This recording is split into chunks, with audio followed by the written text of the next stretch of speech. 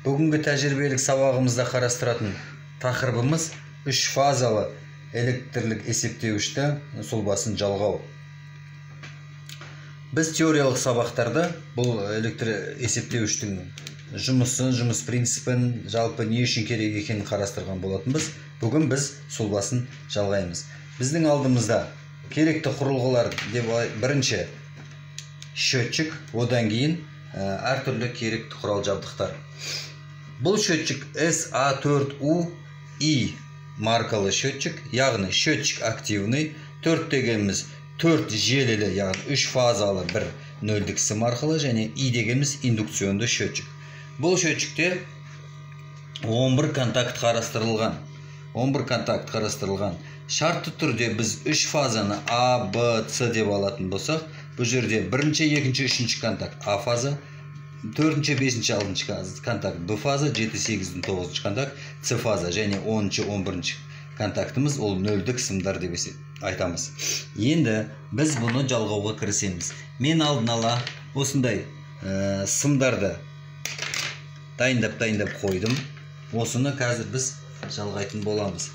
Бірінші контактқа A фазаның кірісін жалғаймыз. Жақсылап қатырып аламыз. Кіріс кетті. Бұл жерде екінші контакт пен үшінші контакт өзара байланысқан. Яғни ол да кірістің кіріс сымы деп аталса да болады.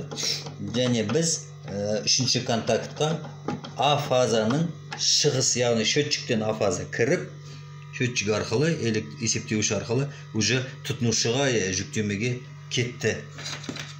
B фаза осы тәртіппен B фаза 4-ші контакт кіреді. Бұл жерде де 4-ші, 5-ші контакт өзара байланысқан. Және мына қоңыр сыммен бөлек түспен алып отырмын. 6-ші контакт, 4-ші, 5-ші, 6-ші контакт B фазаның шығысы деп аламыз.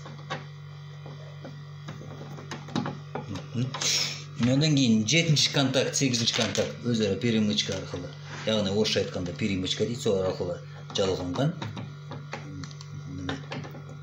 C фаза кірді, және шығысы, C фазаның шығысы 9-ші контакттан шықты.